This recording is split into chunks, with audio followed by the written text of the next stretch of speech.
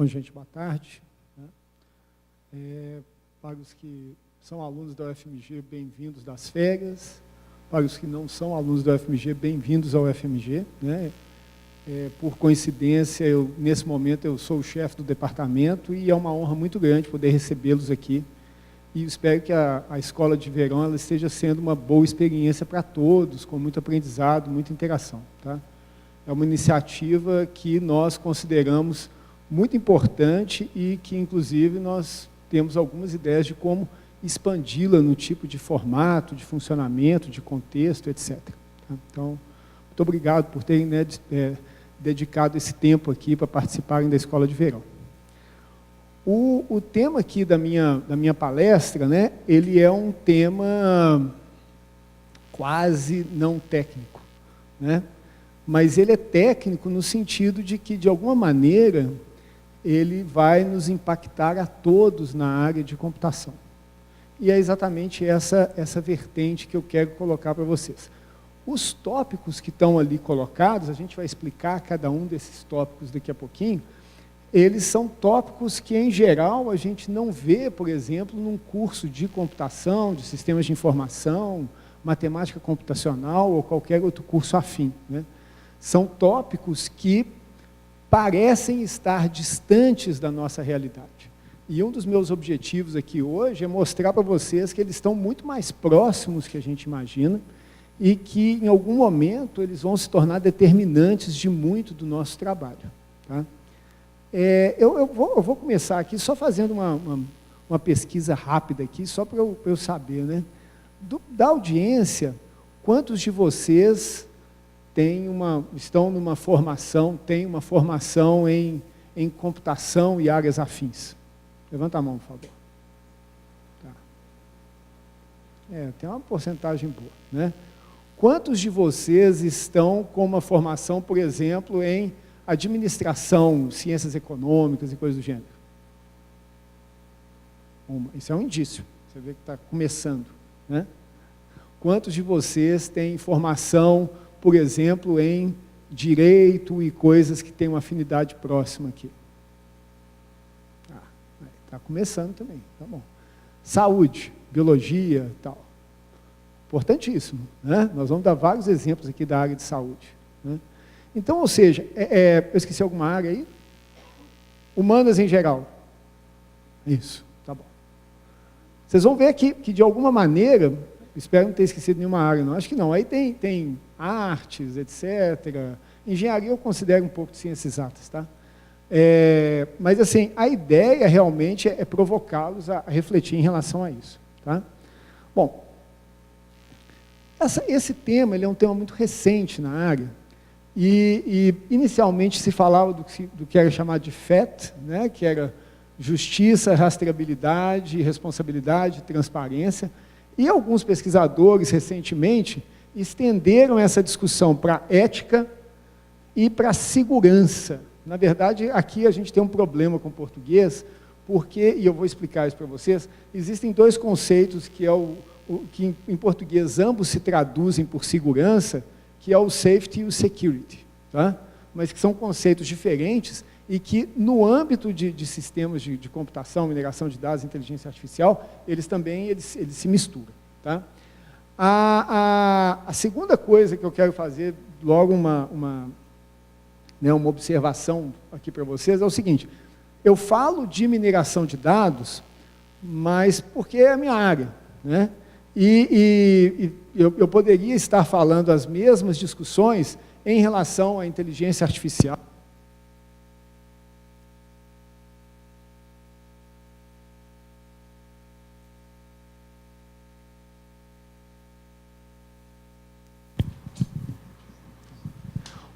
Então, eu poderia estar falando de inteligência artificial, eu poderia estar falando de aprendizado de máquina, e qualquer destas áreas, aprendizado estatístico e coisas do gênero. Qualquer uma destas áreas que, de alguma maneira, ela tenta, a partir da análise de dados e de contextos, extrair informações e modelos para o auxílio à tomada de decisão. Tá? Então, um contexto que é mais justo aqui dessa discussão que a gente vai fazer é o contexto de ciência de dados, no sentido de que, na sua essência, ela busca provocar uma mudança de cultura da sociedade, das organizações, para que se tome decisões baseado em dados e modelos. Ok? Por isso que eu acho que abarca todas as áreas até certo ponto. Existe um vício aqui na discussão, e que eu, desde já, eu quero, né, conclamar vocês a fazer isso, que é a questão do desapego que se apresenta para aqueles profissionais de computação e de informática. Deixa eu tentar explicar isso para vocês. E aí essa historinha talvez alguns de vocês já tenham ouvido, mas quem já ouviu me desculpa, mas eu acho que eu vou melhorando a mensagem da história a cada momento. Então vamos lá. Primeira vez que eu vi um computador, né, vocês vão ver que eu estou no segundo slide, eu não vou fazer todos não, fica tranquilo. Tá? Porque eu acho que, na verdade, eu tenho algumas mensagens que eu quero muito passar para vocês. Primeira vez que eu vi um computador, está fazendo agora em torno de uns 35 anos. Vocês conseguem inferir mais ou menos a minha idade. E aí, tinha lá um computador, né? Era um TRS-80, rodando um sistema operacional que se chamava CP/M, e quem sabe alguma coisa disso também está, né, se entregando em relação à idade. Não é não, Luciana? Luciana está rindo ali. Tá? E esse computador, ele estava rodando um programa, que eu olhei para o programa olhou para mim e ficou nisso. Tá? Piscava, né? Era aquelas telas verdes, 80 por 25. Isso existiu, gente. Né? Tela verde, 80 por 25, que hoje o pessoal chama terminal preto. Né? Estava lá, piscavam as coisas assim. Eu falei assim, o que é isso? Né? E por muitos anos eu não entendi o que era aquilo. Por alguns anos eu não entendi o que era aquilo. Qual era o programa que estava rodando no computador? Ele se chamava VisiCalc. E foi a primeira planilha eletrônica comercial lançada no mundo. Por que eu estou dando esse exemplo, né, bem ridículo aqui para vocês?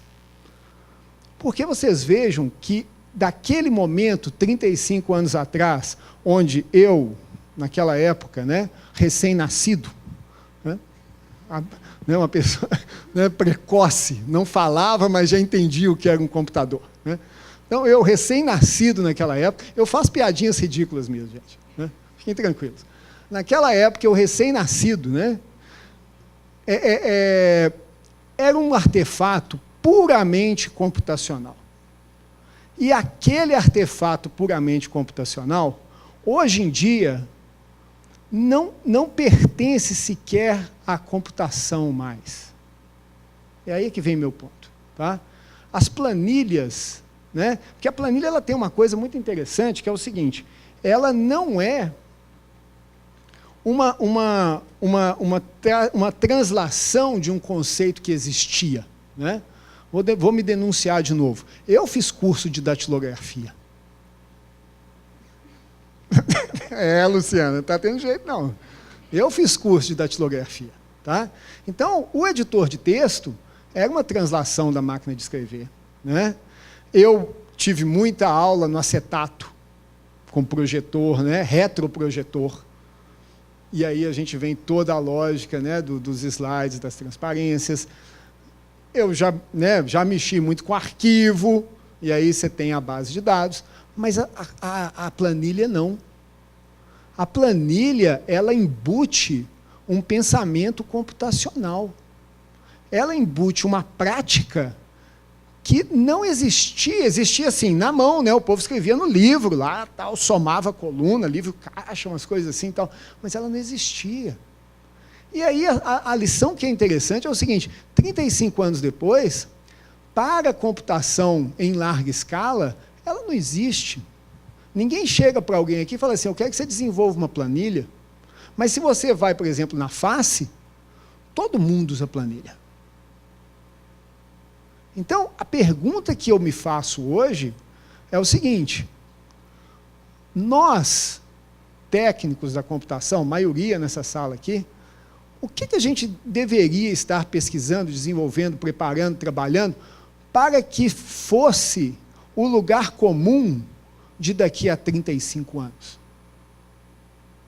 Qual que é o perfil do usuário num mundo abundante de dados daqui a 35 anos? O que todo mundo vai aprender por inércia, por osmose, desde o ensino fundamental, etc. E num mundo que é diferente desse mundo da planilha, porque o mundo da planilha não era um mundo que tinha tanto dado sobrando e voando por aí, que tudo era digitalizado, que todas as pessoas têm uma consciência. Então, muitas vezes as pessoas falam assim, o Big Data, a inteligência artificial. Na verdade, gente, a parte mais interessante do Big Data e da inteligência artificial é a sensibilização da sociedade. Né? É aquele momento que as pessoas param para pensar o que significa ter um artefato computacional realizando tarefas para ela. Ok? Para elas. Essa é a grande mudança. A grande mudança não é você ter um Waze à sua disposição. A grande mudança é você pensar que o Waze te deu uma informação errada, que o Google pode estar sendo discriminatório, que aquela explicação não faz sentido, que pode ter uma maldade por trás dela. É isso. É você, a partir de sistemas computacionais que foram baseados em critérios técnicos, quantitativos, matemáticos, mas que eles passam a ter uma relevância social cada vez maior. Então, vejam bem, nós temos aqui um dilema na nossa frente, como técnicos em computação. Nós podemos ignorar isso e sermos atropelados, ou nós podemos encarar de frente. E temos, talvez, o que eu considero a maior oportunidade de relevância para a área desde o surgimento da internet. Porque outra coisa que nessa trajetória minha ficou bem claro para mim, as coisas que efetivamente mudaram na computação são muito poucas da minha época de graduação para agora. Tá? Né? Eu fiz, agora recentemente, 28 anos de formado. O que mudou mesmo? Eu conto para vocês, não dá uma mão. Tá? Interface gráfica. Como eu mencionei para vocês, eu peguei no primeiro mouse, eu já tinha formado. Tá? Eu fiz uma graduação inteira numa tela 80x25. Interface gráfica foi uma revolução. A 4 cores, você mudava ali para verde escuro, verde médio, verde mais clarinho e verde claro. Era isso que você tinha, não tinha mais nada. 4 cores a 80x25. Caracteres. Acabou. Ok? Segunda coisa, isso é óbvio, internet. Tá?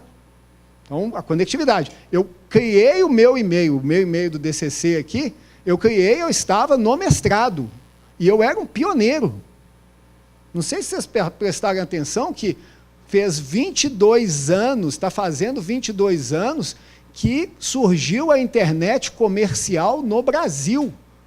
Ou seja, alguns de vocês nasceram pouco depois da internet comercial do Brasil.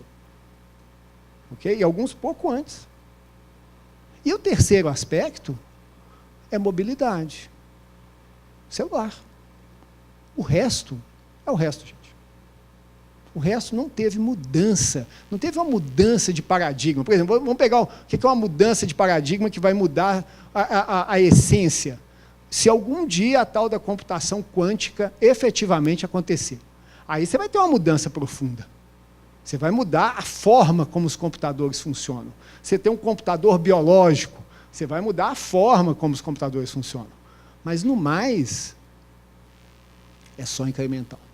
E esses 3 aspectos, eles permitiram alcançar algo nunca dantes imaginado, que é o quê? Cada um de nós tem no bolso um computador mais poderoso do que qualquer um que eu usei até o fim do meu doutorado. Cada um de nós tem isso no bolso. Essa é a grande revolução. E agora cada um de nós está mudando a sua visão do mundo e se tornando cada vez mais crítico do que, não esses dispositivos, mas o que roda neles, está fazendo com as nossas vidas. Ok? Só para dar um pano de fundo inicial, em homenagem ao pessoal da Biológicas e da Saúde ali, há um tempo atrás eu participei de um painel com um CIO, que eles chamam, né? Chief Information Officer, de um plano de saúde grande. E aí o cara, porque a inteligência artificial frita ovo, fala mamãe, né?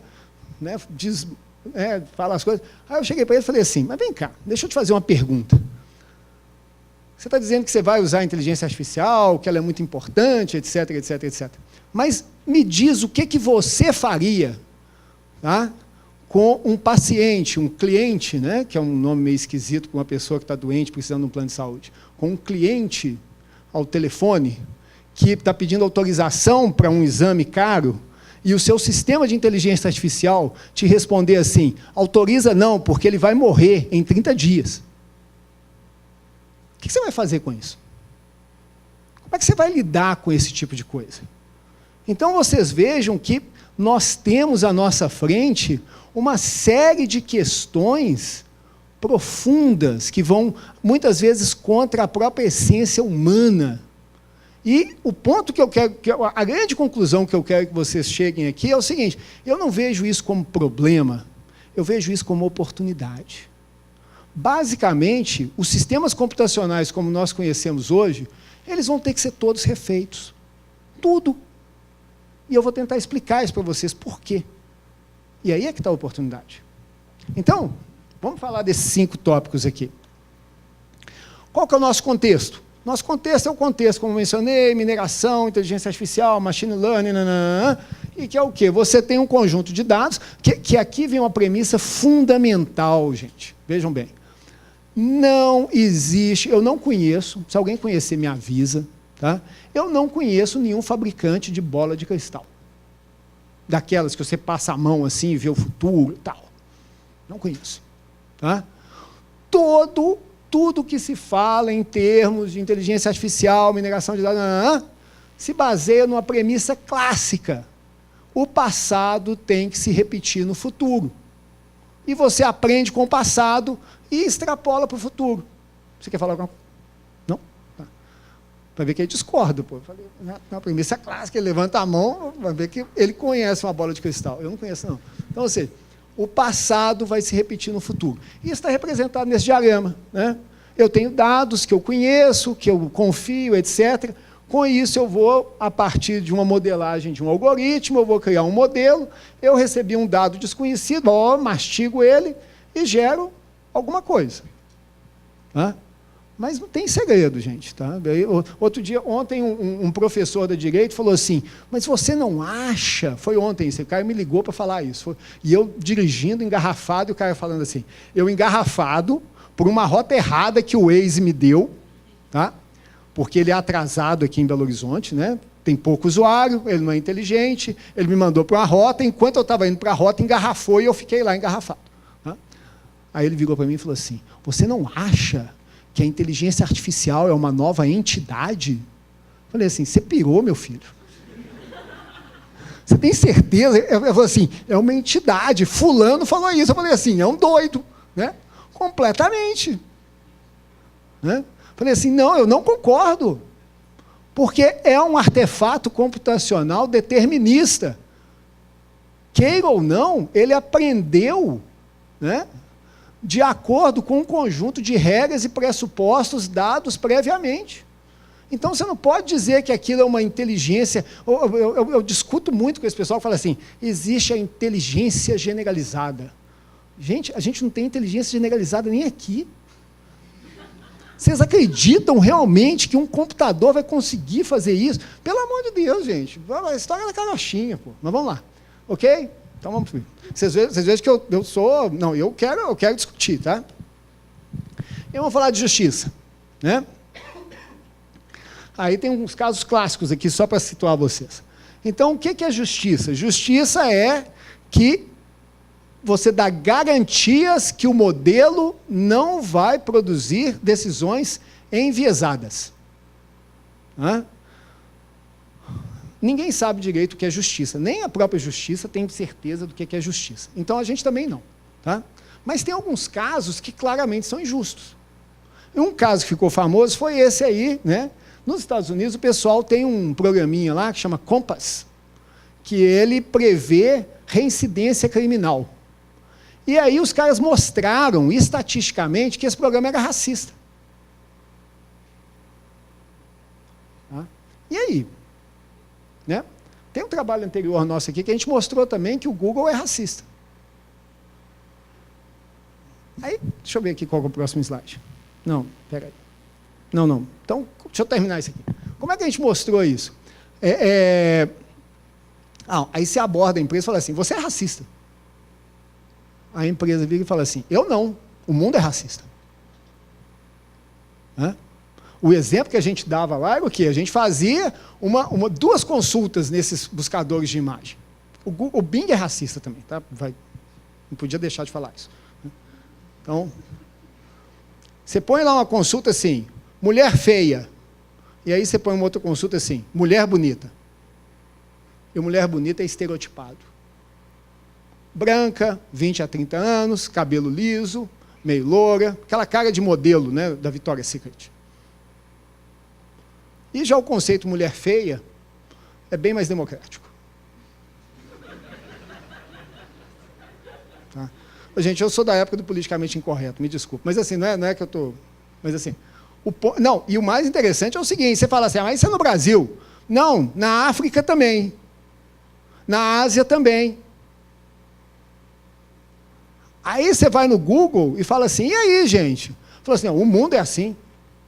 Mas e a responsabilidade do Google em reverberar isso?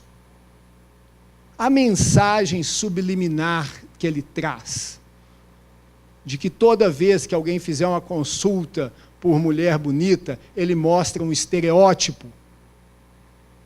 Onde que está a responsabilidade da empresa? Ela está se escondendo, ou seja, uma coisa é uma pessoa física, todos nós temos os nossos vieses, os nossos preconceitos, as nossas visões do mundo.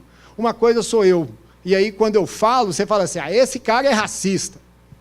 Né? Outra coisa é você ter uma ferramenta que subliminarmente, inadvertidamente, passa essa informação. Todo dia, bilhões de vezes por dia, toda hora, sem parar, se escondendo, mas virando uma caixa de reverberação de uma série de problemas de injustiça e de inapropriação. Ok? Então, notem que é um problema aberto. O que é justiça algorítmica? Como é que você pode dizer que um algoritmo é justo ou injusto? Vou perguntar para o pessoal da direita, obviamente, né? Eu não sei responder. Então, vamos lá. Responsabilidade. Tá? Esse aqui é para o pessoal do direito. Né? A gente está só falando aqui porque tem que falar, mas vamos lá. Ó. Significa determinar e atribuir responsabilidade a alguém ou alguma coisa por um julgamento feito por uma máquina. Continua na minha esteira do exemplo do racismo. Né? Atribuir responsabilidade pode ser importante porque há pessoas, processos, organizações, assim como algoritmos, modelos e dados, atrás de qualquer julgamento.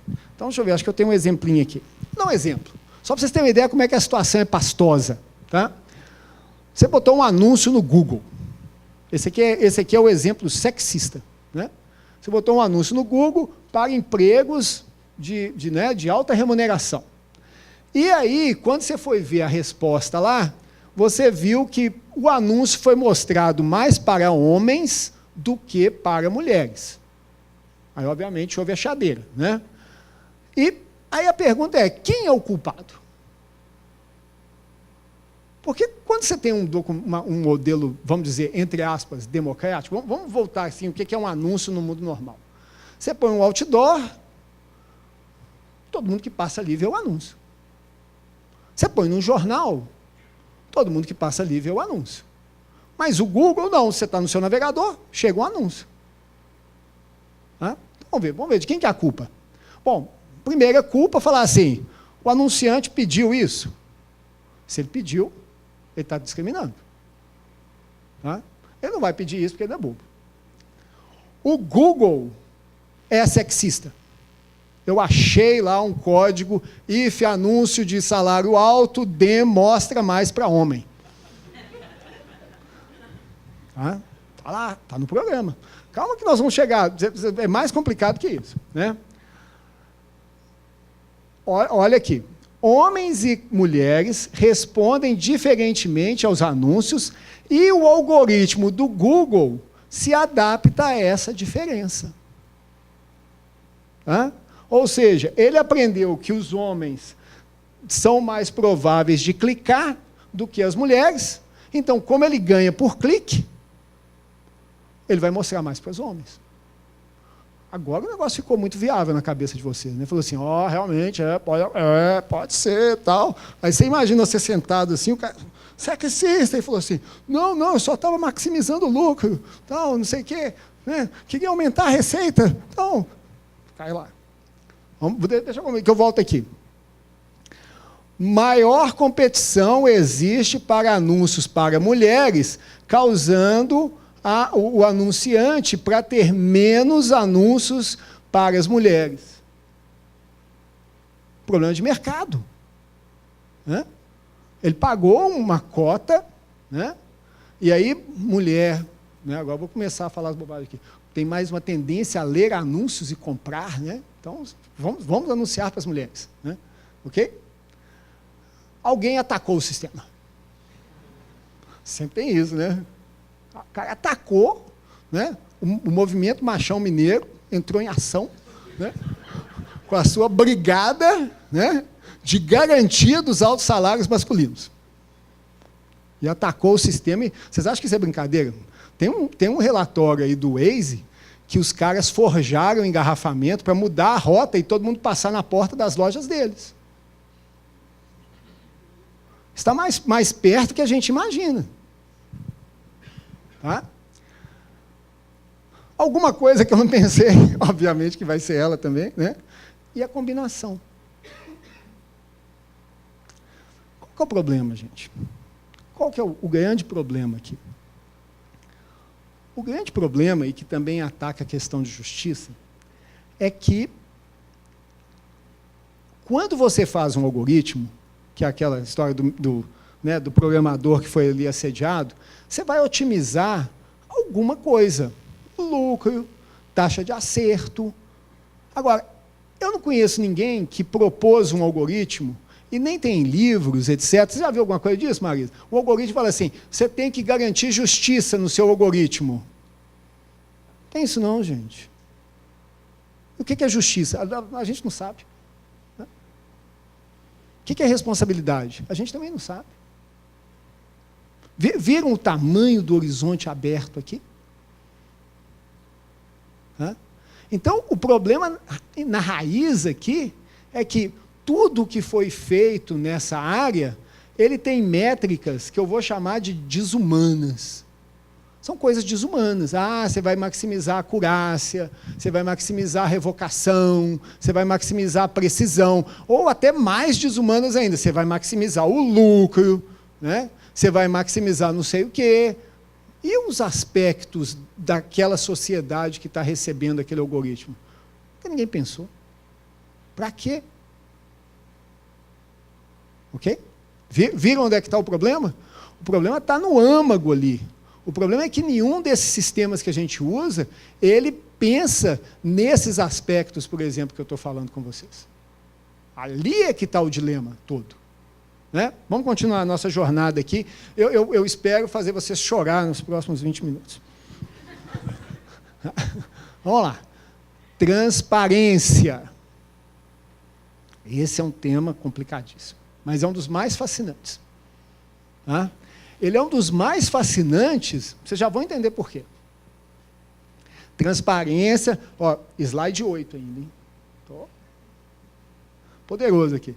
Transparência significa ser aberto e claro para o usuário final sobre como um resultado, por exemplo, classificação, decisão, previsão, etc., é feita. Transparência é um componente fundamental para responsabilidade. Né? Um primeiro problema, normalmente as pessoas, aqui eu vou começar a fazer a gente vai começar a fatorar. Tá? O primeiro problema de transparência, e as pessoas falam muito de transparência de dados. O dado público tem que ser transparente, transparência das organizações, dados. É bem mais complicado do que isso, gente. Por quê? Porque o dado, ele é só a ponta do iceberg. O problema meu de transparência é o que deriva dos dados. Então, lembra a história do Google lá com o racismo? O mundo é racista, então o Google só reflete a realidade do mundo. Então, o problema não são os dados, o problema é o tratamento que se dá aos dados. Então, quando a gente fala de transparência, a gente tem uma questão de que transparência nesse cenário não é só, eu vou te falar quais dados, as coisas de privacidade, né? Qual dado eu estou coletando de você? Gente, isso é o de menos. O problema é o que ele está fazendo com aquele dado. Tá? E a gente vai falar um pouco mais disso. Mas a coisa está complicando, né? Em certo sentido, porque entrou em vigor há 6 meses atrás, 8 meses atrás, na Europa, uma regulação que se chama GDPR. Todo mundo sabe o que é, entre aspas. Por quê? Todo mundo, quando entrou em vários sites internacionais, tinha lá um negócio assim, você aceita os cookies? Por quê? Ali você está dando autorização para que coletem os seus dados, de acordo com a legislação europeia. É isso que está acontecendo. Tá? E a legislação europeia, né, ela fala várias coisas aqui, que é o seguinte, aqui, para processamento transparente, fim do segundo parágrafo aqui. A existência de tomada de decisão automatizada, incluindo profiling. Profiling é o quê? Gerar o perfil do usuário. Né? Como, e pelo menos nesses casos, informação significativa a respeito da lógica envolvida, ou seja, o programa, assim como a significância, as consequências do processamento para aquela pessoa. Tá? Algum tipo de justificativa para coletar os dados dados às pessoas. Não. Essa GDPR, a gente vai falar um pouco dela depois, não sei se vai dar tempo, né, mas ela dá 3 direitos, só para vocês terem uma ideia da complicação. O primeiro direito é o direito ao acesso. Eu quero saber tudo que foi coletado a meu respeito, como é que ele está sendo usado. O segundo direito é o direito à explicação. Eu quero saber, de todos os serviços que eu uso, como que se chegou àquela conclusão. Por isso que eu digo que a oportunidade aqui é gigantesca. Tá? E o terceiro direito, que é o mais difícil, é o direito ao esquecimento. Assim, eu quero que essa notícia falsa seja esquecida. Nós estamos no mundo das fake news. Muito longe disso. Muito longe disso. Tá? Muito distante disso. Então, veja bem, aqui, então, a gente vê uma distância, né, gigantesca entre o estado atual da justiça e o que a tecnologia já está fazendo com as pessoas. Tá? E notem que, ainda hoje, nós somos, para a maioria dos serviços, extremamente passivos. A gente recebe o serviço, a menos quando o ex te manda para o meio do engarrafamento, você não fica revoltado com aquilo. Eu acho que isso tende a mudar, cada vez mais. Porque na hora que alguém rastrear o seu seguro-saúde, né, e começar igual o boato que correu aí, na verdade, eles tiveram um trabalho, não sei se vocês viram aquela história da Araújo. A Araújo começou a coletar CPF, aí correu um boato imediatamente que ela ia vender aquele dado para os planos de saúde. Então, começa a pensar nas possibilidades de cruzamento e no impacto que isso pode ter no nosso dia a dia. De repente, você recebeu uma carta do plano de saúde falando assim, a gente acha que você não é saudável mais, então vamos cancelar por aqui. Ok? Então, a gente tem que começar a pensar essas várias coisas aí. Vamos lá. Ética. Tá? Então, o problema da ética aqui, ele é, assim, esse é talvez o que eu entendo e discutir menos, mas ele tem uma questão aqui que que é muito fundamental e é importante a gente colocar. Tá? O primeiro problema ético, e esse já é mais discutido, é o problema em relação aos dados. Né? Ou seja, a gente está falando de decisões éticas e uso ético da informação. O primeiro caso é dados. Você não poderia coletar isso, você poderia coletar isso, isso é um dado privado, isso não é um dado privado, etc. Tal. Você coleta onde que a pessoa está, coleta não sei o quê, coleta um monte de coisa. Tá? Não sei quantos de vocês já tiveram a curiosidade de ativar o rastreamento do Google e ver como é que ele sabe exatamente a sua vida. Né?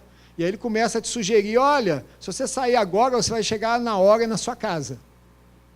Aí você para e pensa assim, putz, como é que esse cara sabe que eu tenho que ir lá para casa? Né? Como é que ele olha o trânsito, vê que eu tenho que sair agora para eu não me atrasar? O que mais que ele sabe a meu respeito? Tudo, né, gente? Então, vamos mentir, não. Né? Segundo, o problema da ética, que mais me assombra aqui, é o seguinte, é que nenhum desses programas, nenhuma dessas discussões, eles estão preparados para lidar com dilemas éticos que nós não sabemos resolver.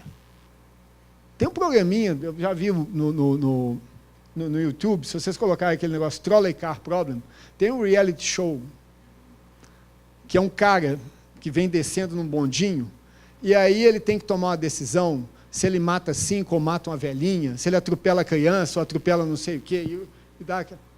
É isso. Só que vocês imaginem, uma coisa é você, pessoa, se deparar com esse tipo de dilema, que infelizmente volta e meia acontece na sua vida. Em outras profissões pode acontecer com mais frequência, como por exemplo médicos, etc. Tá? Você tem que tomar uma decisão ali, se você salva o cara ou corta a perna dele, umas coisas assim. Tá? Né? Médico toda hora toma esse tipo de decisão. Nós aqui a gente vive numa situação mais tranquila. Né? Mas imagina um algoritmo automatizado que tem essas várias histórias aí do algoritmo, né, do carro automatizado que atropelou, não sei o quê, etc. Como que a gente vai lidar com isso? Se nós não sabemos a resposta. E aí eu falei para vocês das outras coisas, da justiça, da responsabilidade, da transparência. Como é que, além disso tudo, a gente ainda tem que ter uma noção de ética? Que ética é essa? Como é que ela vai ser codificada? Como é que ela vai ser generalizada? Aqui nesse ponto tem uma coisa que me chama muita atenção, que é o seguinte. Nós, entre nós, né, qual que é a frase que tenho certeza que todos vocês já ouviram mais de uma vez? Errar é humano. Né? Agora, alguém já ouviu assim, né? Errar é computacional? Eu nunca ouvi. Né? Não funcionar pode ser computacional no mundo Windows. Né? Funciona, na tela azul, não sei o que e tal. Mas o errar... E aí vem aquela lógica, né, da expectativa e a mãe da decepção. Né? A expectativa que nós temos é que os computadores não vão errar. Isso está entronizado na sociedade. Né? O computador não erra. E quando ele erra? De quem que é a culpa? E quando ele não toma uma decisão ética? Igual já apareceu em vários filmes aí, os computadores resolveram exterminar a humanidade. E aí? Tá? Não é simples não, gente. Né? Tem uma palestra que eu assisti de um físico há uns tempos atrás, um cara muito engraçado, e aí perguntaram para ele, falaram assim, você acredita na inteligência artificial? Ele falou, não. Eles perguntaram, por quê? Ele falou assim, porque a maldade humana é inexpugnável. Não importa quão inteligente seja o computador, alguém vai estragar aquilo. E aí vai parar tudo. Aí ele usou o exemplo do carro autônomo, né? Ele falou assim, tá aí todo mundo falando assim, carro autônomo, vai andar, vai fazer, não sei o quê, até o dia que um hacker atacar aquele carro, mandar ele para um poste, atropelar uns 5, aí acabou o carro autônomo. Os causídicos aí devem concordar comigo. Vai parar. por 20 anos, não tem carro autônomo. Porque matou, ninguém garante. Né? Ok? Vamos lá. Safety and Security. Né? Então, esse aqui, gente, é um conceito ambíguo aqui, mas que ele é bem interessante da gente pensar nesse ambiente. Tá? Então, safety é o quê? Significa que ele não causa dano. E security, que ele é protegido, que ele é robusto. Em ambos os casos, a gente usa segurança no nosso mundo aqui. Então, o não causar dano é algo que eu já falei muito aqui para vocês. O protegido, a gente falou brevemente, mas é um conceito bastante disseminado. Ou seja, não pode ter um hacker que vai atacar, ele tem que ser robusto a distorções, ser robusto a ataques em vários níveis. Né? Exemplo, igual aquele caso lá, gente, eu nem sei como é que terminou, mas que há algum tempo atrás o Uber detectou conluio entre os motoristas para subir o preço. Então os caras empiricamente regularam qual que era a janela de tempo do Google e combinaram, ó gente, das 6 às 6h30, todo mundo nega corrida nessa região aqui. Tá, e o preço subindo. Aí 6h30, todo mundo passou a aceitar a corrida, o preço estava mais alto. Aí eles falaram assim, ó, às 6:45 vai começar a baixar o preço, a gente começa a negar a corrida de novo. Tá? Então, ou seja, isso é um sistema que ele é o quê? Ele não é seguro do ponto de vista de ser vulnerável a atuações as mais esquisitas. E os casos de dano a gente já falou. Tá? Ok, a questão da segurança é a questão de confiança, ou seja, cada vez que um carro atropela alguém, aí vem toda aquela discussão e aquela aura de, né? Não vai dar não, vai demorar ainda. Tá? Aí vem toda a questão de incerteza, do ambiente incerto, etc. Tá? O outro exemplo aqui, né, é como é que você garante a correção em situações extremas. Tá?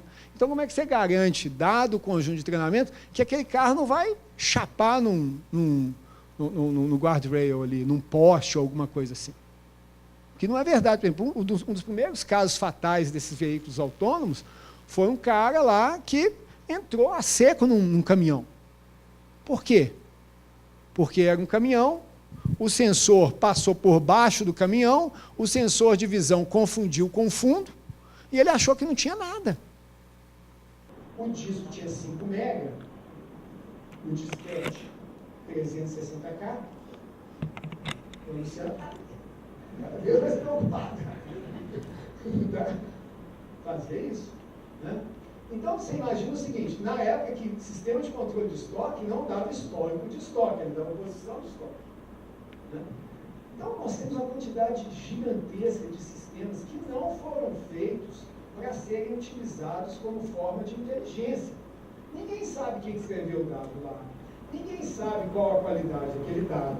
Ninguém sabe como é que ele veio, o que ele fez, o que ele já distorceu. Tem tantos casos clássicos, gente. Tem um caso impressionante que aconteceu depois da Constituição de 88, porque ela criou o conceito de raça. Né? Esse caso é bacana.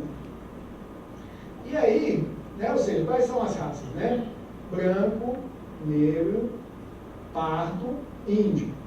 Beleza? Faltou um ou não? Amarelo? É o índio, não? Eu acho que na Constituição de 88 não tinha asiático ainda não. Agora eles estão vindo para cá. Eu tenho quase certeza que não tinha não. Mas o fato é o seguinte, vocês têm uma ideia do que é a base de dados nossa. Aconteceu o seguinte, aí foi lá, chamaram, né, o analista, falaram assim, você tem que botar mais um campo aí no banco de dados, porque agora tem que ter raça. E aí pegaram o banco de dados do INSS e falaram assim, põe um campo aí. O cara falou, quantas raças tem? O cara, 4. Falou assim, então tá bom, então um dígito serve, um char serve. Não sabe, tá. Aí falou assim, agora tem que popular a base, né? Você não pode deixar vazia esse negócio. Aí o cara, põe zero em tudo aí. Tá, colocou tudo zero. Aí um outro, né, falou assim, aí nós temos que fazer uma estatística e tal. Qual que é o código aí? Não, põe assim, índio é 0, né, branco é 1, não sei o que, não. De repente, gente, A população do país todo ficou índia. Tem coisas surreais, tem as coisas mais surreais que vocês possam imaginar. Tá? Proveniência. De onde vem esse dado? Quem gerou? Qual a qualidade?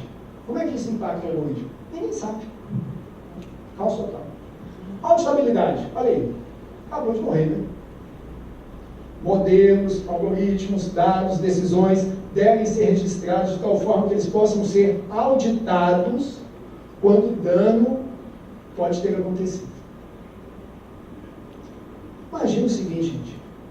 Cada consulta ao Google tem que ser guardada por 6 meses. A consulta, os dados, o algoritmo, o resultado. Porque pode ter racismo ali. Nós somos muito longe disso, então. Mas vamos chegar lá. Validação é o quê? É você dar garantias técnicas que a coisa funciona. Né? Então, isso também, em geral, o pessoal faz aquele teste in vitro lá, né? Com dados simulados, etc. Mas uma vez, isso é a coisa mais impressionante, Gabriel. Você põe o sistema no ar, é raríssimo. Né? O caso da instituição que fala assim, a gente tem que acompanhar continuamente a qualidade da saída do sistema. Quem faz isso? Pôs o sistema, muda para outro sistema. Pôs o sistema, muda. Isso é uma lógica que vai ser cada vez mais rara. Por quê? Porque essa lógica do legado e do impacto do legado na vida das pessoas, ou seja, ela acaba sendo cada vez mais proeminente. Também vai ser um problema. Então, isso aqui dá uma ideia, né, do que está acontecendo. Isso é uma coisa muito interessante acontecendo.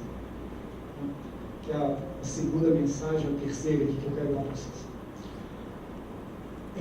Quando eu penso nisso, não sei o que aconteceu com minha voz ou com o som, não é. Eu tenho um sistema de ar aqui, tá? Eu ouvido aqui. Roda o Windows, não? Vamos lá, olha só, gente. Vamos parar para pensar uma coisa aqui. O que é a essência da computação? Vamos lá. Qual que é o exercício mais fundamental? Minha voz agradece. Qual que é o exercício mais fundamental de uma pessoa da área de computação? É olhar a realidade do mundo, abstrair aquela realidade do modelo e devolver para o mundo um artefato computacional que resolve o problema do mundo. Desde o dia zero, num curso desses, né, da área de computação, nós somos treinados para isso. Você olha, todo mundo chega, às vezes o mundo chega e fala assim, nossa, para que tem que estudar matemática discreta? Para isso. Né? Aí eu digo assim, mas e cálculo? Aí eu falo, é para aprender a pensar. Vocês estudam isso para aprender a pensar. Pode não parecer, mas é verdade. Tá? Então, ou seja, o que é a nossa meta de vida? É tirar a pessoa do loop. Não? A fronteira da automação, a coisa automatizada, aquele conceito fordista, né, de linha de produção, não sei o que, parará. Mas aí, o que acontece aqui? O que aconteceu nesse cenário que eu coloquei? Quando você fala, por exemplo, de transparência, de explicação, você colocou a pessoa de volta no loop, com toda a força e magnitude. E em todas as dimensões, ou seja, tem aquelas dimensões que são as dimensões do problema que você está resolvendo, e aí tem várias outras dimensões que você nunca pensou e que estão lá acontecendo. Então, vejam bem, nesse momento, nós não temos sequer uma ideia clara de qual é o protocolo que a gente vai seguir para definir quais dimensões a gente deve levar em consideração. Porque o ponto é que para onde você olhar, você vai ver problema. E aí, como é que você vai? Porque a intangibilidade dos algoritmos, ela traz essa coisa, né? Não existe limite. Então, uma coisa é o seguinte, você tem lá uma lógica de contenção de danos, né? Que é, nós estamos assistindo, né, aquele drama lá da barragem de Brumadinho, não sei o quê, mas vocês vejam o seguinte, é uma barragem, é uma tragédia, mas o dano dela é restrito fisicamente. Tá? Por pior que seja, você sabe, né? Quer dizer, tem aquelas centenas de mortes, é uma tragédia. Agora, quando você pensa no dano potencial de um algoritmo, ele não tem restrição física. Você não tem ideia do alcance que aquilo pode ter. E não tem ninguém acompanhando esse alcance. Você não consegue sequer medir o que ele está fazendo. Você não consegue sequer delimitar o alcance dele. Percebe? E aí você, mais do que nunca, você coloca o humano no grupo de novo. Por isso que eu não acredito nessa coisa da inteligência generalizada. Porque, nossa gente, a gente está tão longe. Eu vi o pessoal falar assim, nossa, mas o Deep Learning joga Go. Quantas pessoas aqui jogam Go?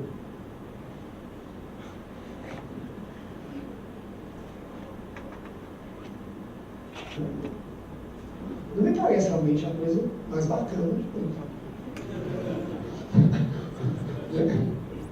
Se jogasse truco.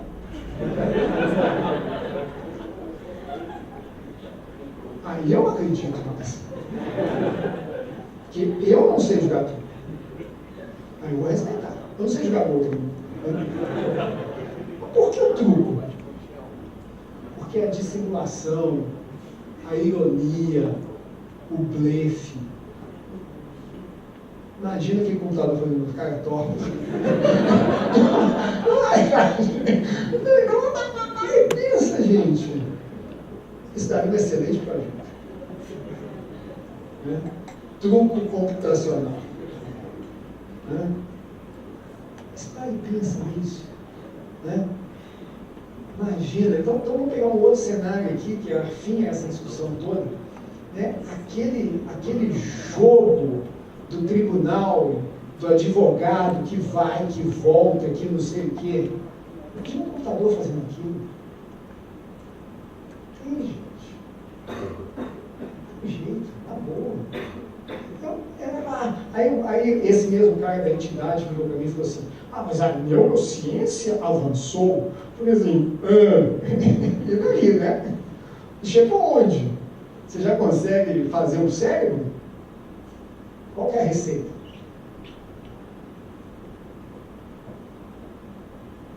Ou seja, gente, nós estamos estourando uma barragem por dia. E a gente nem sabe o que ela está fazendo. A gente não sabe o tamanho do estrago que ela está fazendo nas gerações, no conhecimento, na sociedade, na cultura, na autoestima. Não tem ideia. A gente sequer sabe o que, nem quanto, nem como, nem onde. Não sabe nada. Um bando de bobo alegre aí usando um monte de coisa. Que legal! Dá já pedra, né, gente? Falar conta capital, tá quebrando tudo, não sei o quê. Não, nunca vai acabar o mundo e tal. É isso, gente. Do ponto de vista de consciência computacional, a gente está na história. Porque a gente não tem nem log direito. Se a gente não tem log, a gente não tem escrita. Não tem registro, não tem auditabilidade, não tem nada. Ninguém sabe o que aconteceu. Aliás, tem problemas até interessantíssimos. É impossível você medir a internet. Isso é um problema computacionalmente provado como impossível. Nós vamos ter um de bobo aqui, né? Jogar lá não. Veja bem. Eu vejo isso como uma oportunidade. Eu vejo como uma provocação, porque nós estamos tão bem quanto nós poderíamos estar. Tá? O que nós não podemos fazer é nos omitirmos nesse momento. Não pode continuar nessa lógica avestruz, não falar assim, nossa, olha esse novo app aqui e tal. Por trás dele tem o quê? Por que aquela pessoa está dando aquilo para você de graça? O que ela quer de você? Como é que ela está usando aquela informação? E quando ela te entrega alguma coisa, por que ela entrega daquele jeito? É uma coisa meio... Você veja que Minas é um lugar ótimo para isso. A gente é desconfiado por natureza. Né? Assim, esse app aí. Eu falo assim, confio legal. Né? Aquela coisa assim, fala pela metade, poeta nem por aí. Eu estou pagando para ver o Alexa rodar aqui, essas coisas assim de linguagem natural. Não vai rodar, gente. Ninguém termina nenhuma palavra inteira. Você junta todas. Eu não estou pagando para ver NLP, né? Processamento de linguagem natural. Oh, aqui não é natural, aqui é mineiro, pô. Tem um processamento de linguagem mineira, não é uma coisa simples. Entendeu? Não é uma coisa simples. Você abrevia tudo, você junta, né? Tal, tem todos aqueles dicionários de mineirês, não sei o que tal. Processamento de linguagem mineira, vai ser uma ciência. Mas vocês entenderam? Entendeu? Doeu aí? Um dia a conta vai chegar. E lembra disso, é uma barragem por dia. A gente não sabe o tamanho da barragem, a gente não sabe quantas pessoas foram afetadas, a gente não sabe o que tinha na barragem, nem o dano que ela causou. E talvez a gente só descubra isso daqui a décadas. Né? Isso é uma coisa que a gente tem que levar em consideração. Bom, gente, eu estou no slide 20. Eu tenho 45 minutos. Então, vamos pensar que não dá para fazer um slide por minuto, então eu vou passando algumas coisas e vou chamando a atenção. Tá? Então, nós já falamos aqui de discriminação e tal, agora eu vou começar o ordem, né? Aí já temos exemplos, vamos lá. Então, aqui, ó, esse aqui é legal. A gente fala muito de discriminação e a gente não resolve nenhum dos dois. A gente nem é capaz de detectar a discriminação e nós temos menos ideia ainda como é que a gente vai remover. Por quê? A gente não sabe o que é justiça. Como é que a gente pode remover a discriminação? Mal a gente sabe mentir, né? Aí você tem, essa aqui também é legal, ó. Ah, essa é muito legal. Essa é uma que eu deveria ter falado antes com vocês. Então, vamos lá. A discriminação, ela pode ser direta ou indireta. A direta é até mais fácil. A gente tem exemplos. A raça, o gênero, isso é direto. Agora, a indireta é que é a mais complicada. Né? Vamos dar um fato. Né? Não sei quantos de vocês já pararam para ver os microdados do censo. Já viram os microdados do censo? Setor censitário, gente, ele é uma coisa assim, do tamanho de um quarteirão, 2, 3 quarteirões. Está bem localizado. Tá? E aí, quando você tem setor censitário, você tem várias informações, incluindo a renda média da família, o perfil, os eletrodomésticos, todo o status socioeconômico da família, das famílias que moram. E isso, em geral, é bem homogêneo. Né? Se você for imaginar, quer dizer, obviamente que a gente tem transições severas no nosso ambiente aí, a mais palpável, né? Mas eu tenho certeza que aquele prédio de São Paulo que tem uma piscina por andar e a favela do outro lado do muro, eles não estão no mesmo setor censitário. Mas aquilo choca. O setor censitário, em geral, ele não faz essa transição. Tá? Então, você imagina o seguinte, indiretamente, se você sabe onde a pessoa mora, você sabe o padrão socioeconômico dela. E aí você passa a tomar decisões baseadas nisso. Ou seja, não tem nada errado com o endereço da pessoa. O endereço da pessoa não fala Rua dos Pobres 1, Rua dos Ricos 2. Mas pelo endereço você sabe exatamente qual que é o padrão socioeconômico da pessoa. E o seu algoritmo, que está lá para maximizar o lucro, vai tomar as decisões. Podem ser decisões razoáveis, no sentido de que, não, ele não vai causar dano, mas você pode ter uma decisão de assuntos de política pública, de onde que você vai fazer isso, vai fazer aquilo, vai fazer aquilo outro.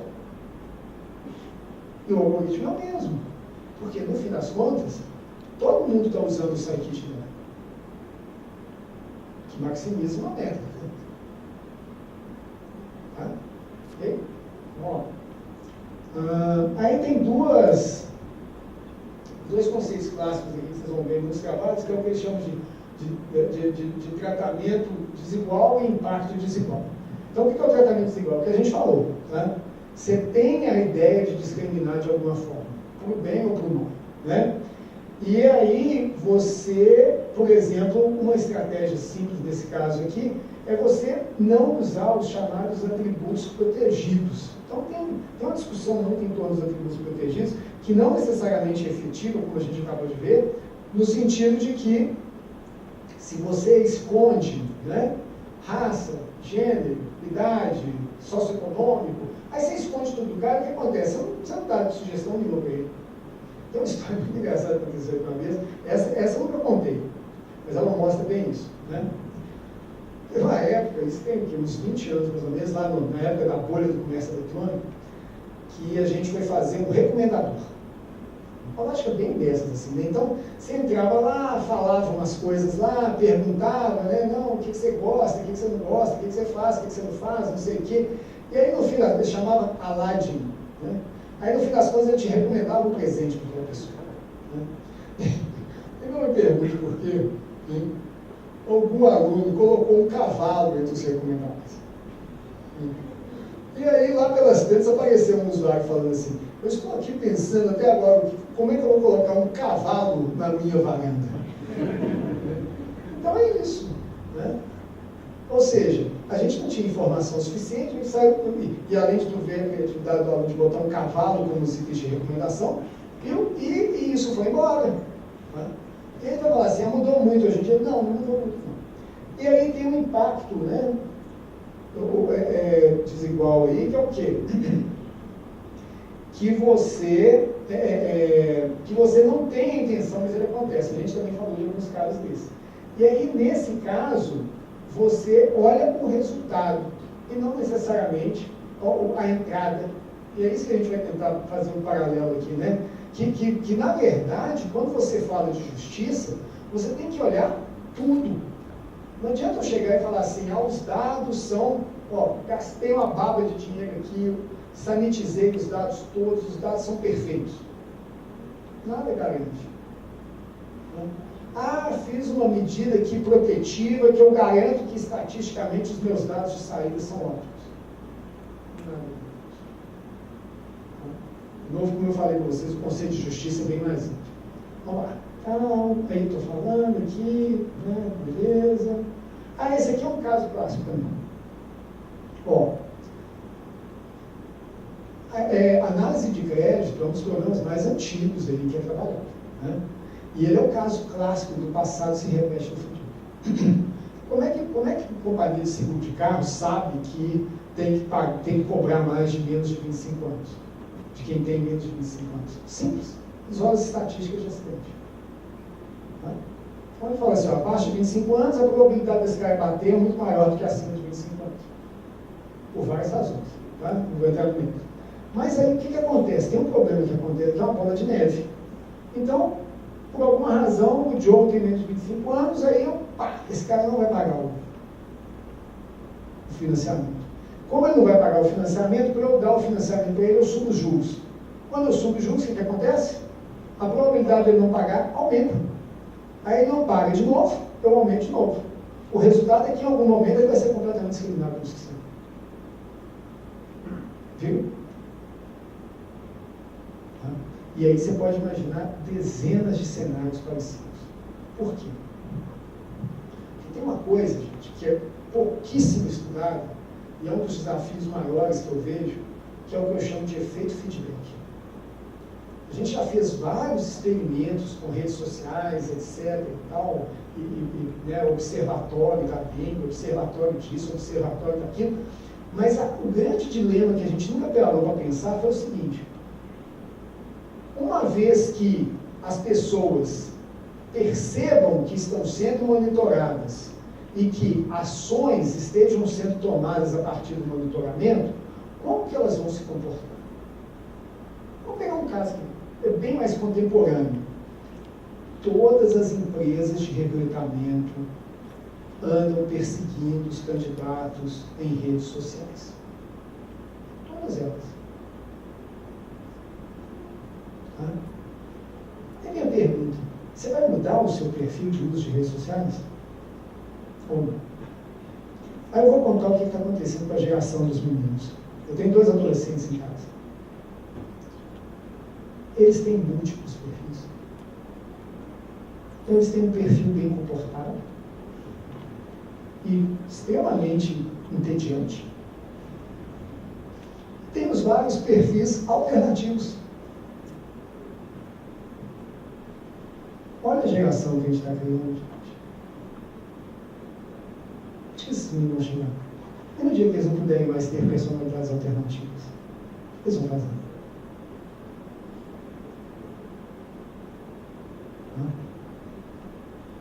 Ok?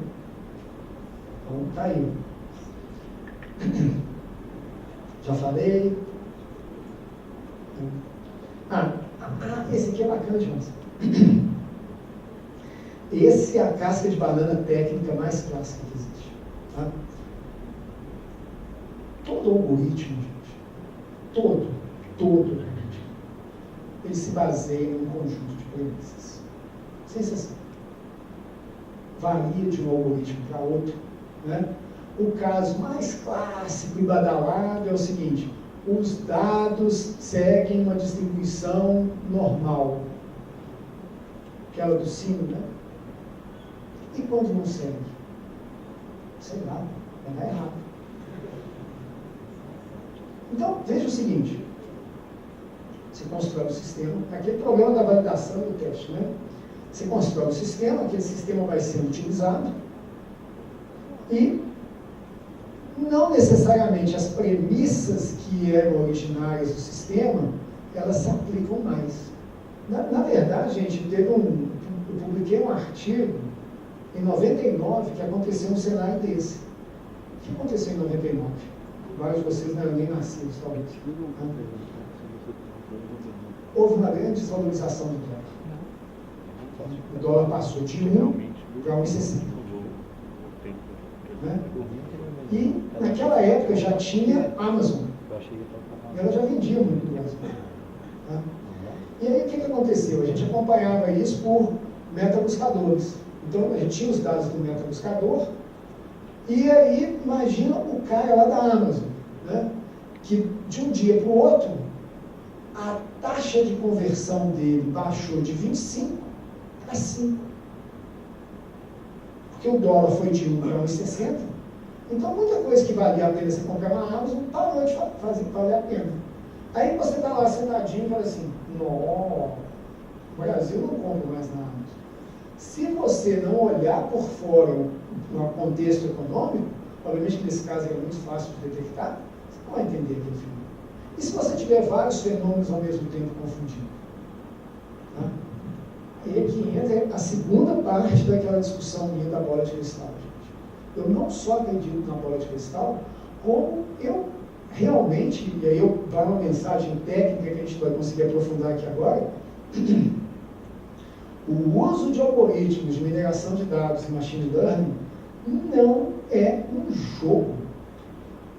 Você, imagina o seguinte, você usar um algoritmo desses e ficar testando os limites do algoritmo é mais ou menos parecido com, né? Não sei, hoje em dia não tem mais que botar no radar, mas é outro teste de idade também. Eu já vi muita gente morta naquela curva do cemitério da Paz. Muita gente. Por quê? Porque não tinha radar nenhum, o cara descia, tentava fazer aquela curva a 140 e tem um poste assim, exatamente na tangente da primeira curva. Enfiava, eu mesmo pedi um primo, tá? Enfiava no poste. O que é a lógica? Ah, você faz a curva a 100. Ah, beleza, a 120, cantou pneu. Aí você vai a 140. Gente, alguma hora você vai embora. Isso chama física. Tá? Então é a mesma coisa. Essa lógica, assim, eu vou dificultar a vida do algoritmo porque eu quero saber se ele é capaz. A única pessoa que vai pagar o preço disso é você, a sua empresa, o seu produto, qualquer coisa dessa. O algoritmo ele foi feito para fazer o que ele foi feito para fazer. E a sua obrigação é propiciar as melhores condições de operação para aquele algoritmo. Caso contrário, ele vai dar errado. Aí você fala assim, ah, deu errado. Lógico que deu errado, você usou errado. Então, isso aqui é uma coisa importante. Entenda. Veja bem, a gente está num momento que você não tem que implementar mais algoritmos. Isso foi uma mudança significativa nos últimos 15 anos. Todos os algoritmos estão implementados. 1, 2, 3, 4, 5 vezes. Tá? Mas isso não evita de você ter que entender o que o algoritmo faz. E como que ele faz. E por que e o que ele assume como premissas. Tá? Isso é uma responsabilidade direta nossa. Isso aí não é nenhum problema com as outras áreas, não. Isso é barbeiragem. Tá? Isso chama barbeiragem. Você usar o algoritmo é o quê? É apertar parafuso com martelo. Ok? Aí já... Vambora. Estão entendendo aí? Isso aqui eu já falei nos meus. Isso aqui é legal de falar. Como é que se resolve isso hoje em dia? Né? Você tem 3 formas típicas. Tá? Uma é o que eles chamam de pré-processamento, ou seja, você melhora os dados na entrada. Você tem o dentro do processamento, que é o mais difícil, que é você mudar o algoritmo para que ele seja justo. Então, tem muita coisa de pré-processamento e muita coisa de pós-processamento. Mas você tem muito pouco no meio do processamento, que na verdade é a melhor forma de fazer. Oportunidade aqui. Tá? Vamos lá. Ó, slide 38. Tudo bem, né? Já tem tempo.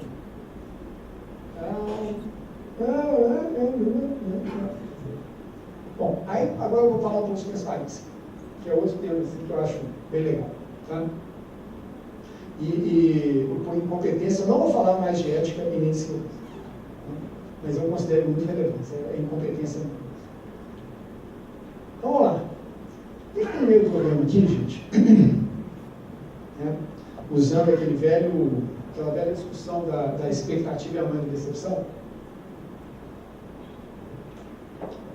que é a gente entender o que é uma explicação. E até que ponto que computacionalmente a gente vai conseguir entregar explicações. Vamos lá. Então, explicação, né? É primeiro, explicar. Tornar claro uma ideia ou uma situação para alguém, descrevendo em maior detalhe ou revelando fatos relevantes. Isso é uma explicação. Você veja que é um tema bem solto, né? Interpretação. Explicar o significado. Aí, gente. Aí foi o saco. De novo, é aquilo que eu falei para vocês. A parte mais interessante dessas várias discussões que a gente está aqui falando é a recolocação do humano no loop. Isso é outra coisa que eu duvido muito da história da inteligência generalizada. Porque a inteligência generalizada desumana é uma coisa, agora a inteligência generalizada relevante para os humanos é outra completamente diferente. Por isso que eu tenho o exemplo do Gol aqui, né? O exemplo do Gol é o caso mais clássico de inteligência generalizada e relevante. Tá? Entendimento. Entendimento é a percepção do significado pretendido de palavras, linguagem, uma fala, etc. Foi um nível acima ainda. Tá? E aí a compreensão, né? Que é, ou seja, você pegar mentalmente e junta ali o entendimento. Mas vocês podem ver que isso aqui está num nível crescente de complexidade. E alguns a gente tem até uma dificuldade, eu não sou bom nisso, tá? Devo ter cometido alguma bobagem aqui, mas tem uma dificuldade de definir. E aí vem uma outra coisa importante. Tá? Quando a gente fala de mineração de dados, e isso aplica para as outras áreas, é muito importante a gente distinguir três coisas que acontecem. Tá? Então, uma primeira coisa, se eu chegar para qualquer um aqui e fizer uma pergunta, né? O que são padrões, modelos, ou coisas do gênero? Uma forma de outra vocês vão ter, né? Uma visão disso. Né? Não dados, padrões, modelos, você sabe que se refere a um artefato, uma abstração, um artefato computacional, etc. Se eu chegar para vocês e falar assim, o que é informação? Coisa mais complicada. Por quê? Porque a informação ela tem que estar contextualizada. Ela tem que estar inserida numa realidade. E se eu chegar para vocês e falar assim, o que é conhecimento? Aí estamos. A gente não sabe aqui hoje. Então, uma coisa muito importante a ser colocada aqui, que é o seguinte, em geral, essas técnicas, elas trabalham modelos. O modelo é o quê? É o conhecimento empacotado. Exemplo clássico de um modelo. Regra, se isso, então aquilo. Você não está descrevendo tudo o que acontece, não. Você está dizendo, se acontecer uma condição, independente de tudo mais que aconteça, faça isso. Viram a diferença do modelo para a informação e para o conhecimento como um todo? E como que, em geral, a nossa visão ela é muito mais ampla do que a visão de modelos, e isso se torna uma limitação muito severa. Na verdade, é interessante, acaba criando uma analogia parecida com o português e espanhol. Né? Não sei se vocês já perceberam que nós temos muito mais facilidade de entender a pessoa falando espanhol do que o contrário. Eu não sei se eu tivesse essa experiência. Por quê? Porque o espanhol, ele é menos complexo, sonoramente, não esqueci o quê? Foneticamente. O espanhol é foneticamente mais simples do que o português. Então, nós entendemos o que é falado em espanhol, mas eles não entendem o que a gente fala em português.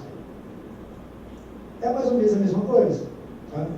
Ou seja, eu ainda acredito, né, que nós ainda tenhamos uma capacidade maior de entender explicações do que os computadores fazem do que o contrário.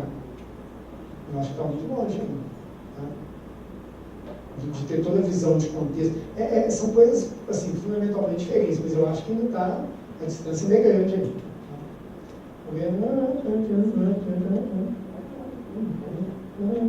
Aqui, ó, tudo ali tem que ser levado em consideração, tal, quanto que precisa, já falei, etc.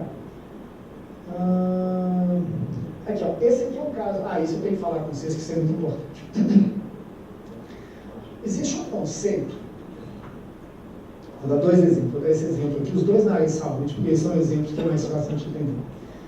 Existe um conceito que, inclusive, o pesquisador que mais trabalhou nesse conceito, recentemente ele ganhou o Turing Award, que é o tipo Nobel da computação. E o problema se chama causalidade. Tá? Então, deixa eu contar isso aqui para vocês.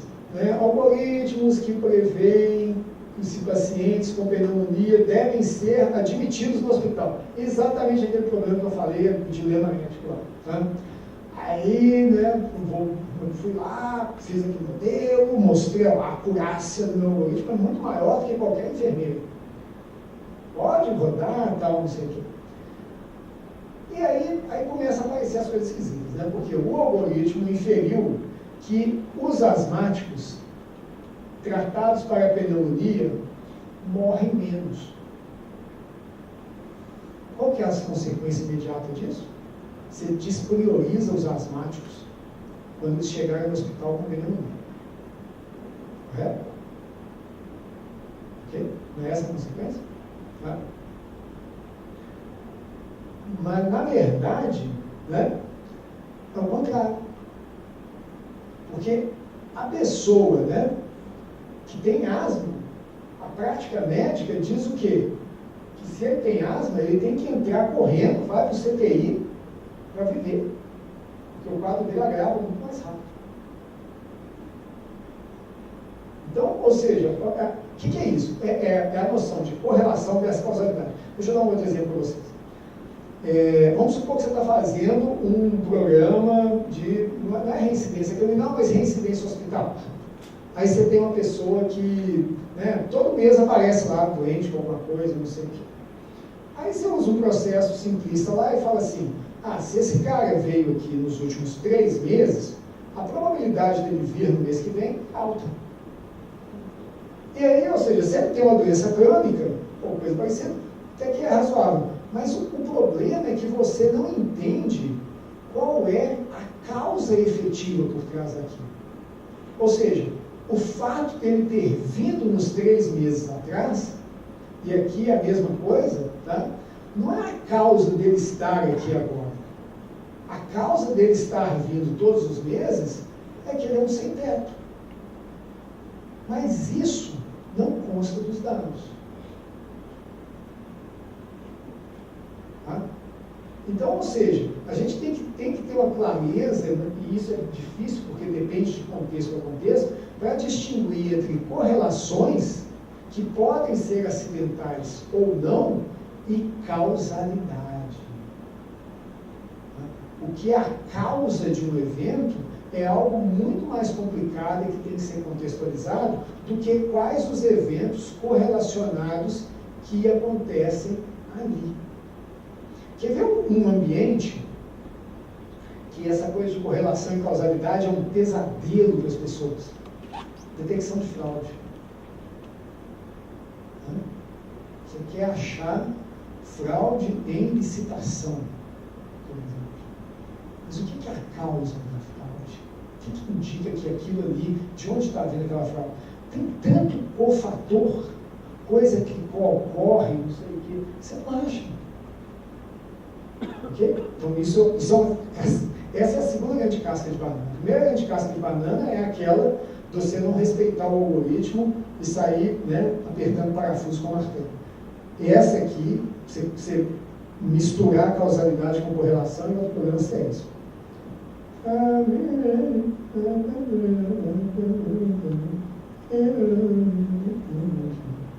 Esse aqui é legal. Esse aqui é um exemplo, né, só para vocês terem ideia de qual que é o estado da arte de transparência. Tá? E nesse mesmo paper aí, ó, que está ali o título do paper, tem um caso muito legal. Depois eu vou explicar aqui o caso, né? Deixa eu explicar primeiro como é que ele funciona, vocês vão ver. Então aqui olha uma figura de um cachorro tocando violão. E aí, o que eu quero saber é o seguinte, né? Isso para imagens, né, que é uma pergunta interessante, mas assim, o que me diz no modelo que isso é um cachorro tocando violão? E as imagens que seguem ali são exatamente o que essa estratégia faz, que ela olha, né, eu vou explicar como agora a imagem, e ela identifica que o que te leva lá é que você tem um pedaço do violão, você tem a cara do cachorro e tem um outro pedaço ali.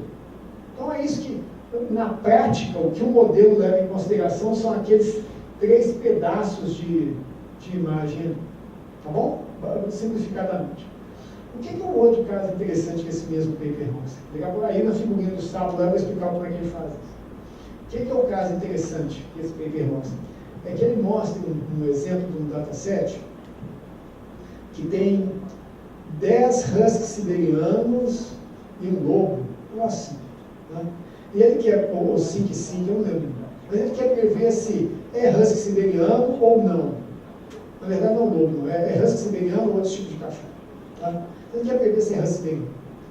E aí tem aquele tanto de foto de husky siberiano e foto de cachorro normal. E aí você vai olhar o classificador, nossa, perfeito, beleza, não sei o quê.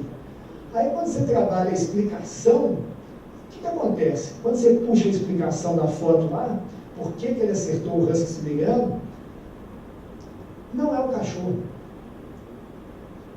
Todas as fotos de husky siberiano são na neve. Então ele aprendeu que sempre que tem um husky siberiano, não importa se o cachorro está de frente, de lado, de língua, de costa, tem neve. Então é muito mais fácil. Né? E aí vem uma lição importante. Qual que é a função que está sendo utilizada pelo algoritmo? É a acurácia. Então, se naquele ambiente ele vê que toda foto de husky siberiano tem neve, ele vai classificar pela neve. Ele está se lixando se tem um cachorro lá. Viu onde é que está a dificuldade? Então, aí, veja bem, o grande desafio das explicações da transparência é que a transparência ela só vai ser válida se nós concordarmos com isso. Se não, é uma maluquice, quer ir, pô. Né? E como é que ele faz isso? Aí vem uma questão algorítmica aqui que é interessante mostrar. Ele pega aquela foto ali, tá? E aí ele apaga alguns pedaços da foto. E ele constrói um modelo a partir das coisas apagadas. E, dependendo do que for mais relevante, ele diz o que é uma explicação e o que não é. Então, por exemplo, ali naquele caso, ó, a explicação, ele não olha o sapo todo para dizer que aquilo é um sapo com um coração na mão. Ele olha a cara do sapo, a figurinha lá no canto, ó, tá vendo? Ok? Aí vem a pergunta, para você que está recebendo aquela explicação, isso faz sentido? Notem que é um outro nível de decisão aí, tá?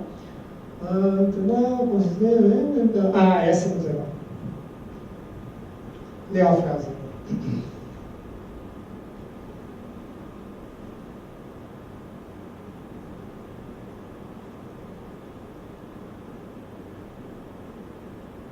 Tem algum psicólogo na sala?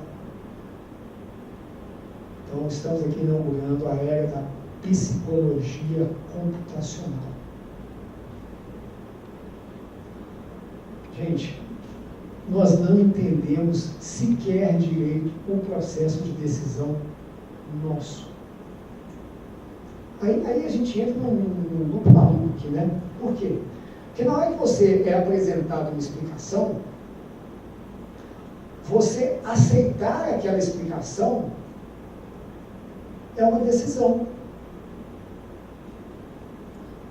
Vocês entenderam o buraco que a gente entrou aqui? Então, a gente aceitar a explicação é um processo de decisão que nós mesmos não temos clareza e não conseguimos expressar adequadamente. Viram isso? Ou seja, aquela discussão que eu coloquei de que de repente o humano entra no grupo, e agora eu já estou entrando, tem uma observação que eu devia ter feito no início, que é muito importante. Tá? Uma das coisas mais legais de você estar na universidade, né, ser acadêmico, é que você tem uma característica, um direito, que se chama imunidade mental. Tá? Isso te dá o direito de falar a bobagem que você quiser. Né? Essa é só uma piadinha. Você tem o direito de falar a bobagem que você quiser. Por quê? Porque tem dois efeitos aí. Ou o cara olha para você e fala assim, esse cara é muito louco. Né? Ou então chega e fala assim, pô, esse cara pode ter razão. Então a gente usa e abusa da imunidade mental. Então, por exemplo, quando eu começo a fazer essas conjecturas no além, eu estou usando a imunidade mental. E essa é uma delas. Né? Que por causa que esse processo de decisão nosso, ele não é linear, significa que a efetividade das explicações que são apresentadas também não será. Por quê? Porque a efetividade da explicação, ela depende do contexto e de todo o meu passado e de toda a forma como eu lido com aquelas explicações. Viu? Então, ou seja, a nossa arrogância de chegar e falar assim, ó, toma uma explicação aqui. Na verdade, a gente cai num problema recursivo. Porque você não explica a primeira decisão, aí a pessoa não entende a explicação, aí ela não entende a explicação da explicação, e a gente vai ficar lá até quando? Entendeu? Viu? Beleza?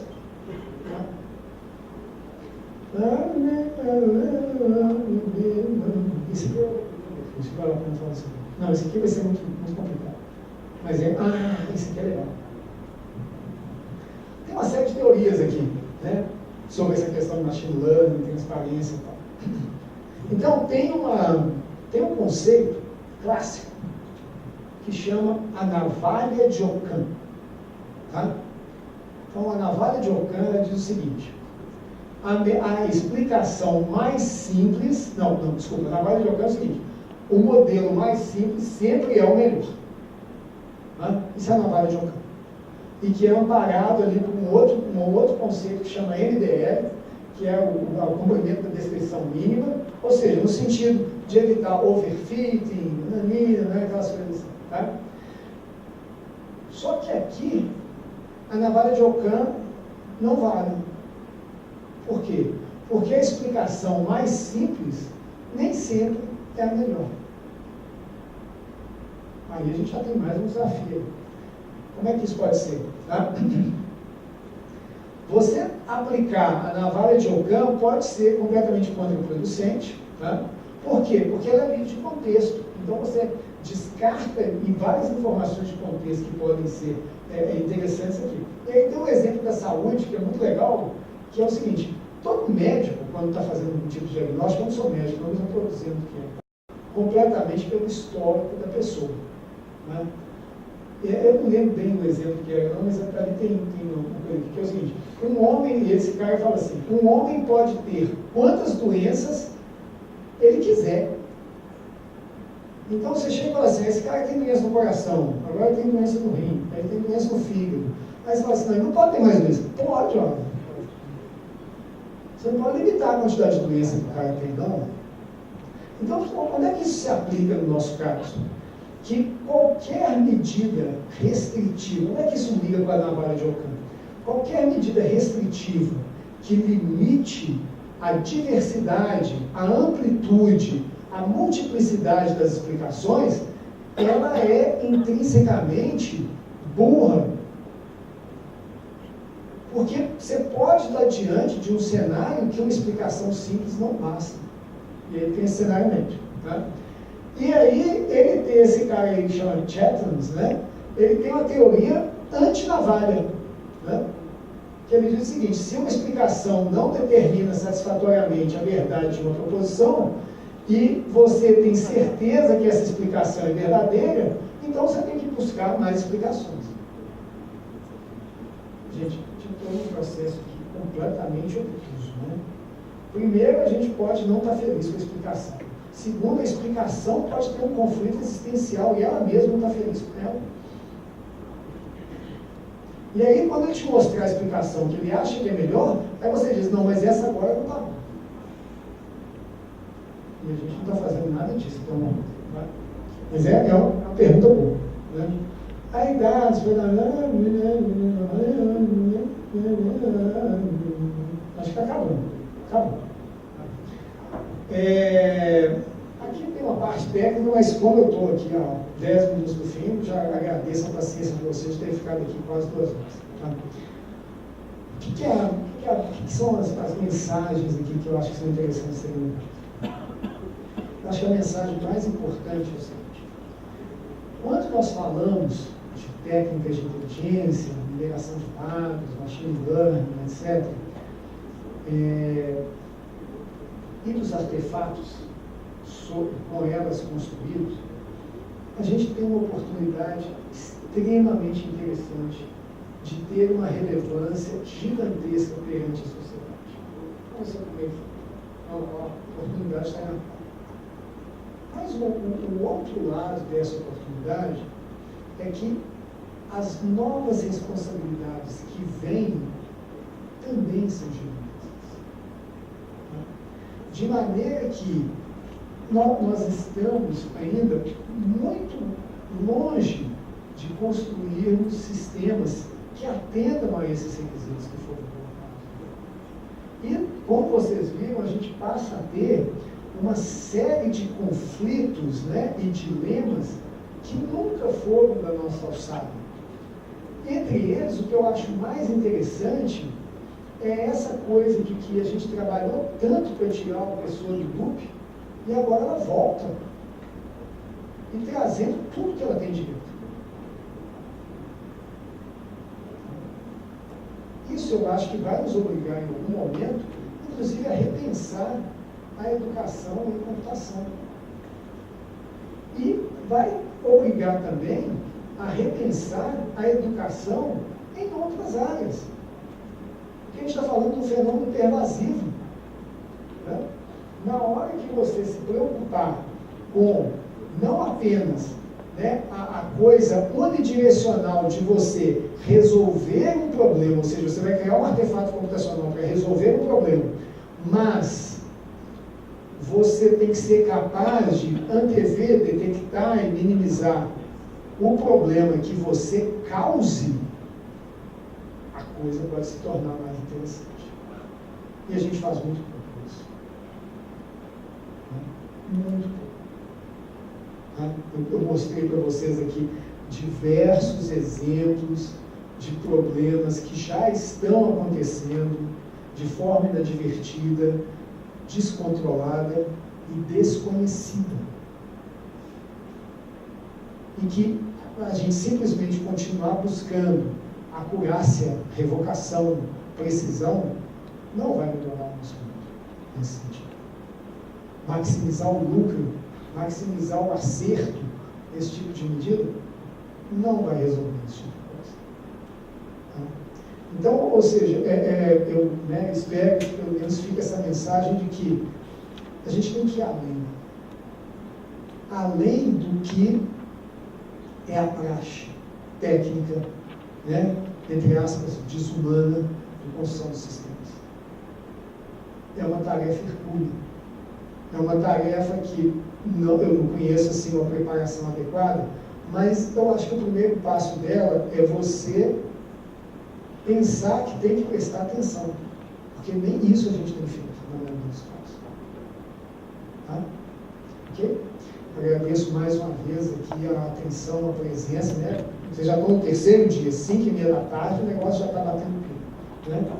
E deixo aí, né, qualquer dúvida aí que alguém possa ter, alguma discussão, pode chegar e falar assim, não acredito em nada que você falou.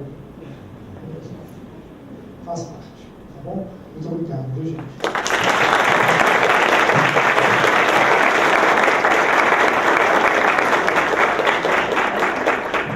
Pode falar.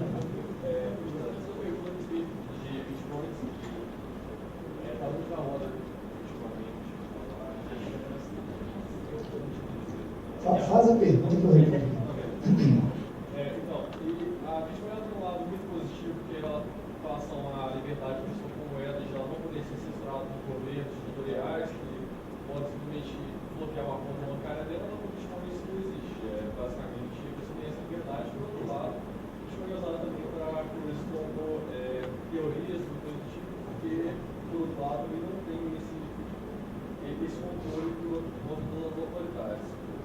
Sendo estudado nessa área para poder permitir que a pessoa tenha essa liberdade, mas ao mesmo tempo não consiga fazer o mal para ela. Vocês vejam o seguinte, por isso que eu não acredito em bola de cristal. Você fala 2 horas sobre mineração de dados, a primeira pergunta é de Bitcoin. Veja bem,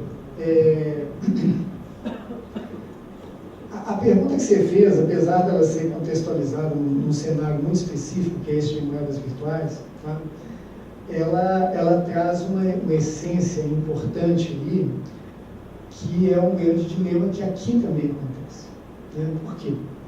Porque quando a gente fala de segurança, a gente fala de privacidade, Ao mesmo tempo, a gente fala de limitar as informações que são acessíveis e utilizadas pelos sistemas, que é a grande questão que você colocou, né? Ou seja, você tem um sistema como o Bitcoin, que ele tem uma série de garantias de privacidade e anonimato, e como é que você evita que essa privacidade e esse anonimato não sejam usados por mal? Não é mesmo? Eu não sei te responder. Tá? O que eu posso te dizer que é razoavelmente viável, e eu também não vou entrar no mérito da guerra dos bancos centrais contra o Bitcoin, porque eu entendo menos ainda desse processo. Tá? O que eu posso dizer é o seguinte: a gente não sabe ainda, tá? E é uma pergunta para o poder público, o que é o razoável em termos de rastreamento? Do que a gente faz, de quando a gente faz, de como a gente faz. Lá atrás, muito tempo atrás, eu trabalhei muito com comércio eletrônico, na época desse recomendador do cavalo aí, etc. Tá? E eu usava muito uma analogia naquela época, que é o seguinte: eu tenho privacidade enquanto eu puder ir na banca comprar alguma coisa e ninguém saber que eu comprei aquela coisa, além do jornaleiro, que não vai gravar minha cara. Tá? E a maioria das coisas em comércio eletrônico, eles não te dão essa capacidade. Né? Aí, da mesma forma que eu não posso ir na banca comprar uma revista e ninguém saber que eu comprei a revista, eu posso ir na banca também explodir a banca. E ninguém vai saber que fui eu que explodi a banca. Tá? Então, essa dicotomia da privacidade e anonimato, eu acho que a gente vai conviver com ela por muito tempo ainda. Tá? Existe sim, nesse caso do Bitcoin, um problema de regulação muito sério, é que, vejam bem, independente de você achar correto ou errado usar Bitcoins ou não, existem países que são coniventes com más práticas utilizando moedas virtuais. E isso é o mundo real. Tá? Então, o Bitcoin ele traz uma outra pergunta aí de fundo, que é o seguinte: qual que é o limite do virtual? Né? O que realmente você pode fazer no mundo virtual? Teve uma plataforma que sumiu, né? Nunca mais ouvi falar dela, o cara chamava Second Life. Tinha um negócio desse? Você pegava uns bonecos virtuais, não sei o que, no mundo etéreo, umas coisas assim. Então, o Bitcoin é meio que um Second Life. Né? Você tem um mundo lá, mas acontece o seguinte: na maioria dos casos, você tem que ou você vai do mundo real para lá, ou você volta de lá para o mundo real. E aí, a hora você tem problema. Entendeu? Então, eu não tenho e não acho que haja uma solução simples para isso. Porque ele trabalha, é uma outra faceta que trabalha essa dicotomia entre privacidade e facilidade, entre aspas, né? O que você pode fazer com os dados que você tem. Mas eu acho que é um paralelo interessante, foi bom que você pôde falar de outra coisa aqui. Paulo. Professor, obrigado por você muita palestra. Indo direto ao ponto, mineração de dados vai lidar inevitavelmente com lei de proteção de dados. A nossa, baseada na europeia, ainda acabou saindo com duas diferenças. E que, minha opinião do senhor, se ao final o Brasil saiu ganhando ou perdeu, quais são as duas diferenças da lei? Na Europa, a lei não trata de direito de explicação. Eles inferem que, em tese, existe um direito de explicação, mas não está escrito. A lei brasileira, em agosto de 2002, colocou escrito que existe direito de explicação. Essa é uma diferença. A segunda é que lá está escrito: a explicação vai ser irremovível. Você tem direito a conversar com alguém.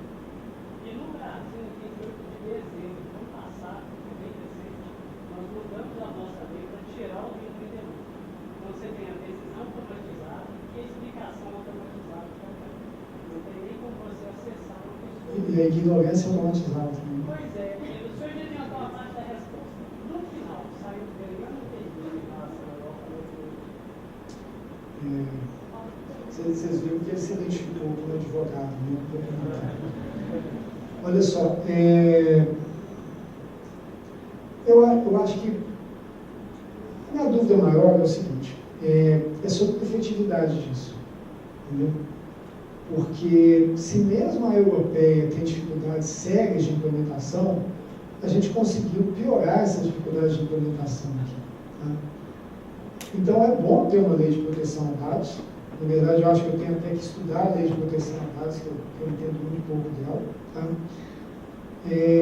Mas ela não parece efetiva, entendeu? Ou seja, no máximo, assim, eu não ouvi falar de alguém entrar na justiça pedindo explicação, ou algum serviço ter que dar explicação. Ela não foi nem regulamentada, não foi? Não, ela entrou em agosto de 2020. Agora? Ano que vem, agosto do ano que 2020. Então, isso é igual o bug do Milênio. Em julho de 2020 eles prorrogam a vigência dela. Tá? Mas eu acho assim, eu acho que é uma discussão que tem que ser feita, né? É uma discussão ótima para fazer, por exemplo, entre a faculdade de Direito e a computação, mas os problemas técnicos de implementação dela são gigantescos, pelo que você descreveu. Tá?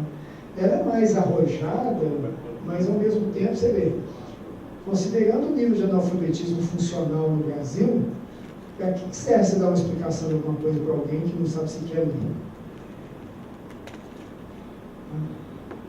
Então tem umas maldades aí que a gente vai ter que pensar o que isso significa.